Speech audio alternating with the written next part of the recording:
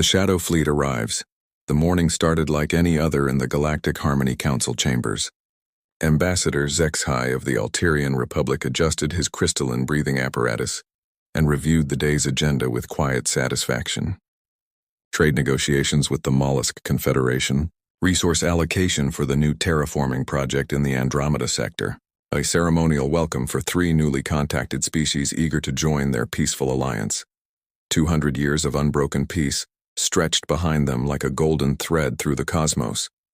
47 different species, each with their own cultures, technologies, and dreams, all working together in unprecedented harmony. Wars had become ancient history, violence a relic studied only by historians. The galaxy had truly evolved beyond its primitive past. That morning, everything changed. The first warning came from the outer rim sensors, a cascade of impossible readings that made the monitoring station's AIs briefly malfunction. Ships were approaching, but they weren't appearing on any conventional detection system. They were absorbing light itself, creating moving patches of absolute darkness against the star field. "Impossible," whispered Chief Science Officer Veltar, her 6 arms dancing over holographic displays that showed only emptiness, where her instruments screamed warnings. Nothing can mask gravitational signatures that completely. But the darkness kept coming. The Shadow Fleet, as historians would later name it, emerged from the void like a nightmare made manifest. Their ships defied every principle of known engineering. Crystalline structures that seemed to bend reality around them, absorbing not just light but entire spectrums of radiation. They moved with purpose, cutting through space in perfect formations that spoke of military precision. At their head flew a vessel that hurt to look at directly, a construct of black crystal and flowing energy that seemed to exist partially outside normal space-time. From its depths came the first transmission the galaxy had received from an unknown species in over 50 years. The voice that spoke was like grinding metal mixed with dying stars. "We are the Nethrak. We have crossed the void between galaxies to bring order to this chaos you call civilization. You will surrender immediately and prepare for processing, or you will be eliminated with the same efficiency we used on 17 previous galactic clusters." The transmission included what they called evidence of compliance, recordings from those other galaxies. Entire worlds stripped of life, solar systems converted into geometric patterns of death, billions of beings reduced to component atoms and reorganized into monuments to Nethrak superiority. Ambassador Zexhai felt something he hadn't experienced in his 4 centuries of life. Pure, overwhelming terror. The Council's response was swift and desperate. They activated every diplomatic protocol in their archives, broadcasting messages of welcome, offers of cultural exchange, and proposals for peaceful coexistence. The Nethrak's reply came in the form of demonstration. They selected a small agricultural world in the Kepler system, home to 6 million Verdanian farmers who had never known conflict. The planet's destruction took exactly 4 minutes and 37 seconds. The Nethrak didn't use conventional weapons. Instead, they somehow reversed the world's molecular cohesion, turning solid matter into a brief, brilliant flower of energy that faded to leave nothing but scattered atoms. "You have 72 standard hours to surrender all military assets and prepare your populations for processing. Resistance is futile. Negotiation is impossible. We are efficiency made manifest, and inefficient civilizations must be corrected or removed." The galaxy had never faced anything like this. Their combined fleets, designed for exploration and peaceful intervention, were utterly outmatched. The first naval engagement lasted 11 minutes. 17 ships carrying the finest officers from a dozen species simply ceased to exist when the Nethrak turned their attention to them. Panic spread through the council chambers like wildfire. Some ambassadors called for immediate surrender. Others demanded they fight to the last breath. But it was elderly historian Kepri who made the suggestion that would change everything. "There's something in the restricted archives," she said, her voice barely above a whisper. "Something we've kept locked away for 3 centuries because we swore never to speak of it again." The restricted files required unanimous council approval to access. Even then, the security protocols were so complex it took 6 hours to break through layers of encryption that had been designed to keep certain knowledge buried forever. What they found made every being in the chamber fall, silent. Earth. a small blue world in the Sol system that had been marked for indefinite quarantine 300 years ago. The files contained recordings, testimonies, and detailed analyses of a species that had somehow mastered the art of war so completely that they had frightened the entire galaxy into action. Humans, they were called. Bipedal mammals with short lifespans and seemingly impossible psychological drives. They had been contacted during what their historians called the Great Expansion, a period when the early council was eagerly making contact with every intelligent species they could find. First, contact with humanity had gone well. They were curious, innovative, and eager to join the galactic community. But then came the border wars. An aggressive species called the Velkari had decided humanity's small empire would make an easy conquest. What followed was 3 years of warfare so brutal, so innovative, and so psychologically devastating that it had changed the Velkari from proud warriors into a species that refused to leave their home system. The humans hadn't just won.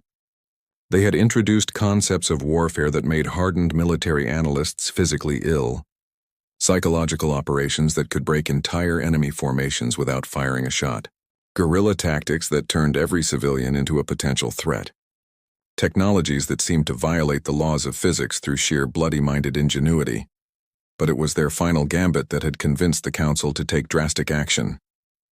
When pushed to the brink of extinction, humanity had developed something they called Dead Man's Switch, like a quantum entanglement network that could turn any human settlement into a weapon, capable of destroying star systems.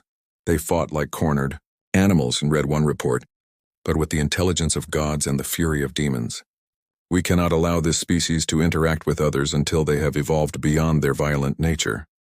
The solution had been elegant and humane by Council standards.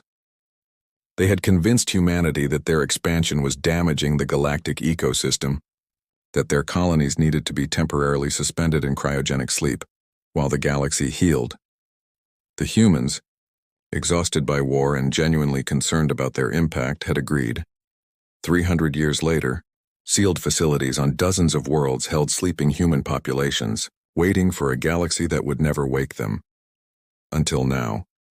The cryo facilities are still functional, reported technical specialist Yargon, his scaled hands shaking as he accessed systems that hadn't been touched in centuries.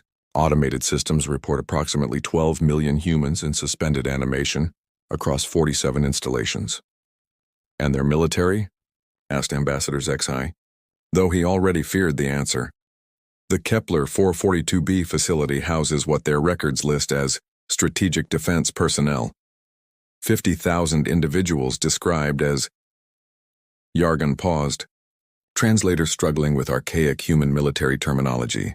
Elite operators trained in asymmetric warfare, deep space operations, and what they term impossible situations. Outside the council chambers, the Nethrek continued their systematic approach to galactic conquest. 2 more worlds died while the debate raged. The few surviving military commanders reported the same thing. Conventional weapons were useless, traditional tactics were suicide, and the enemy seemed to anticipate every strategy the galaxy could devise. The vote was closer than anyone wanted to admit. 24 species voted to wake the humans. 22 voted to face extinction, rather than unleash what their ancestors had feared enough to imprison. 1 abstained, declaring the choice beyond their moral capability. As the automated systems of the Kepler facility received their activation codes for the first time in 3 centuries, every being in the chamber felt the weight of what they had done. They were waking monsters to fight monsters, and no one could predict what would remain when the battle was over. In the cold depths of space, crystalline ships continued their methodical advance toward the galactic core. The Nethrek had no concept of fear, no understanding of desperation, and no experience with a species that had turned warfare into an art form. They were about to receive an education. The cryopods began their warming cycles, and somewhere in the depths of induced hibernation, 50,000 human minds started their journey back to consciousness. They would wake to find their world gone, their species scattered, and their galaxy under siege by an enemy that had never known defeat. The Nethrek had destroyed 17 galactic civilizations with cold efficiency, but they had never faced humans who had nothing left to lose. When Earth's Children Rise Commander Sarah Chen opened her eyes to a universe that made no sense. The medical readouts floating in her peripheral vision told her she had been asleep for exactly 312 years. 4 months and 16 days. Her body felt like ice made of needles, and her throat burned with each breath of recycled air that tasted of centuries. But what confused her most was the blue-skinned alien standing beside her cryopod, speaking in accented English while tears streamed down its face. "Please," the being was saying, "you have to help us. They've already killed billions. Our fleets are gone, our worlds are dying, and we don't know how to fight them." Sarah's training kicked in before her confusion could take hold. She was awake, which meant the situation was critical. She was being addressed by a non-human entity, which meant first contact protocols were irrelevant. Someone was asking for military assistance, which meant there was a war. "Report," she said, her voice coming out as a croak that somehow carried absolute authority. The alien, who introduced himself as Ambassador HFY, told her everything. The 300-year lie about the Cryo program, the current state of the galaxy, the Nethrak invasion, and the systematic destruction of species who had forgotten what warfare even meant. Around her, other pods were opening. 50,000 of Earth's finest military minds, specialists in warfare so advanced their own species had feared them, slowly returning to consciousness in a galaxy that needed them desperately. Colonel James Wright emerged from the pod next to hers, took one look at the alien delegation, and asked the question that would define everything that followed. "Where are the civilians?" "What civilians?" Ambassador HFY asked, confusion evident in his translated voice. "Our civilians. The colonies. The 12 million humans you put to sleep." The silence that followed told Sarah everything she needed to know. Her species wasn't extinct, but they might as well be, scattered across dozens of worlds in artificial hibernation, waiting for someone to wake them in a galaxy that had moved on without them.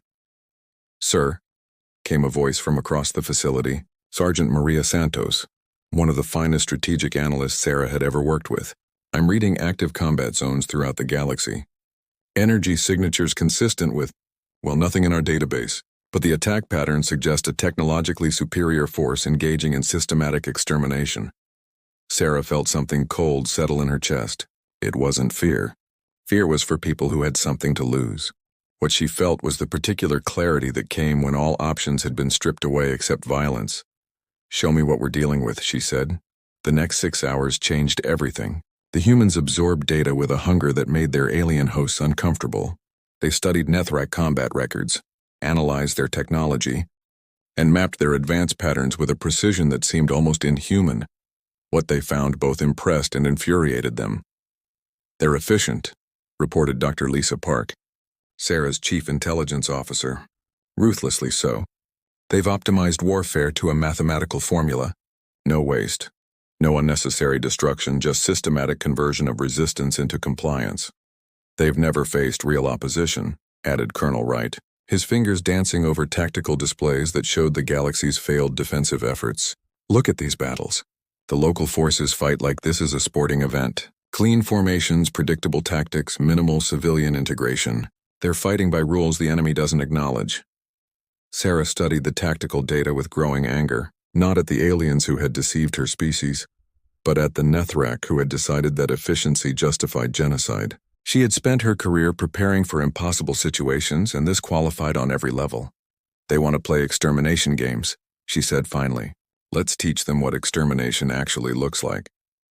The first phase of the human counterattack wasn't military in any conventional sense.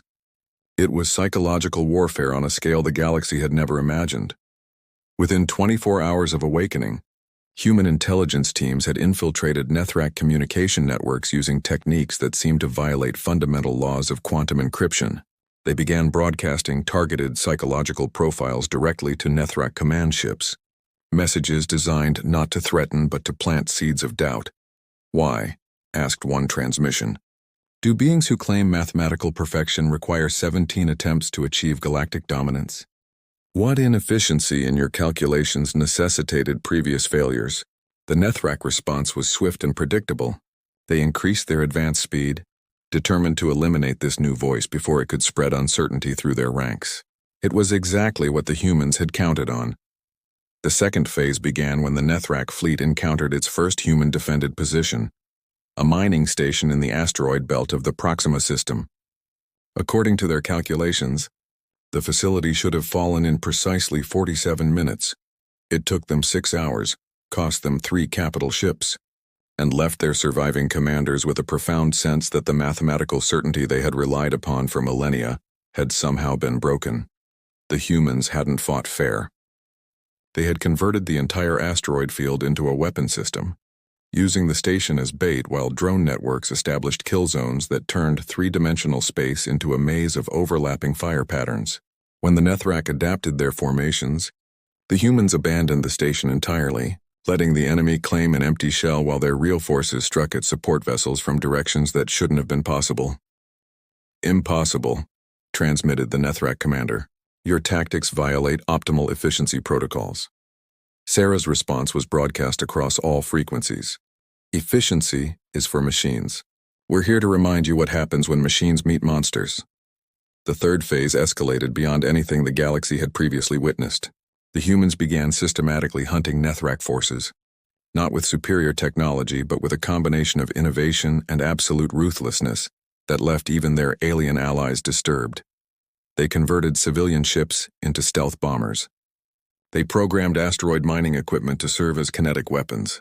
They taught refugee populations to become intelligence networks that could track enemy movements across entire star systems. But it was their treatment of captured Nethrak personnel that truly demonstrated how warfare could become art. The humans didn't torture their prisoners. They didn't need to. Instead, they studied them with scientific precision, mapping their psychological triggers and cultural assumptions. Then they began broadcasting what they learned. Every Nethrak in the galaxy learned that their mathematically perfect species had a fatal flaw. They were utterly unprepared for opponents who refused to follow logical patterns. The humans introduced chaos into every equation, randomness into every calculation, and emotion into every tactical decision. Within 3 months, the Nethrak advance had not just stopped, it had reversed. For the first time in their existence, they were retreating, falling back toward the galactic rim while their perfect formations dissolved into confusion. The final battle took place in the void between galaxies, where the last Nethrak fleet attempted to escape back to whatever darkness had spawned them. Sarah led the human pursuit personally, commanding a fleet of converted civilian ships that fought like a pack of wolves hunting cosmic prey. "Why?" demanded the Nethrak Supreme Commander as his flagship died around him. "Why do you fight with such chaos? Why embrace inefficiency?" Sarah's response echoed across both fleets. "Because sometimes the most efficient solution is to break the machine." The aftermath was not celebration but something more complex. The galaxy was safe, but the price of that safety was the knowledge of what their saviors were capable of. The other species looked at the humans with a mixture of gratitude and terror.